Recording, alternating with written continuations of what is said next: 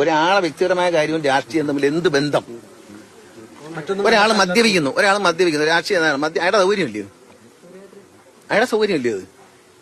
പിന്നെ മറ്റേയാളെ കുറിച്ച് പറഞ്ഞ കാര്യം എന്റെ അടുത്ത് മറ്റേ IVF നടത്തുന്ന കടകളിലെ പാലക്കാട് ഭാഗത്തുള്ള എല്ലാ IVF നടത്തുന്ന സ്ഥാപനങ്ങളും അടച്ചു. കാരണം ഇദ്ദേഹം വന്നോടി പിന്നെ ഇദ്ദേഹം നോക്കിക്കോളും. ഈ അബോർഷൻ നടത്തുന്ന സ്ഥാപനങ്ങളും അടച്ചു. അയാളാണോ എന്നെ കുറിച്ച് അഭിപ്രായം പറയുന്നത്? രണ്ടും അടച്ചു. സത്യമല്ലേ? ഡോക്ടർമാർക്ക് പണിയില്ലാതായി. രണ്ടും അവരെ ഏറ്റെടുത്തു.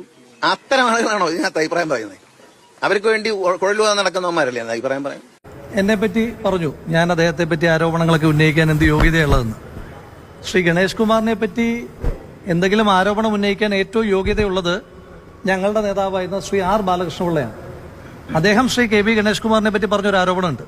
അദ്ദേഹം പറഞ്ഞത്, എനിക്ക് എന്റെ ഭാര്യയെ സംശയമില്ലാത്തത് കൊണ്ട് മാത്രം ശ്രീ KB ഗണേഷ് കുമാർ എന്റെ മകനാണെന്ന് ഞാൻ വിശ്വസിക്കുന്നു. ഒരാളെ വ്യക്തിപരമായ കാര്യവും രാഷ്ട്രീയം തമ്മിൽ എന്ത് ബന്ധം?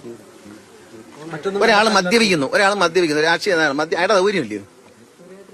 അയാളുടെ സൗകര്യമില്ലയോ അത്?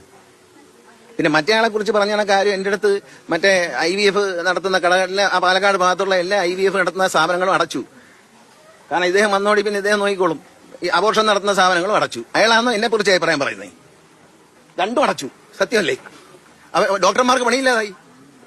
രണ്ടും അവരെ ഏറ്റെടുത്തു. അത്തരം ആളുകളാണോ ഇതിനകത്ത് അഭിപ്രായം പറയുന്നത്? അവർക്ക് വേണ്ടി കുഴലുവാ നടക്കുന്നവന്മാരല്ലേ എന്ന് അഭിപ്രായം പറയാം.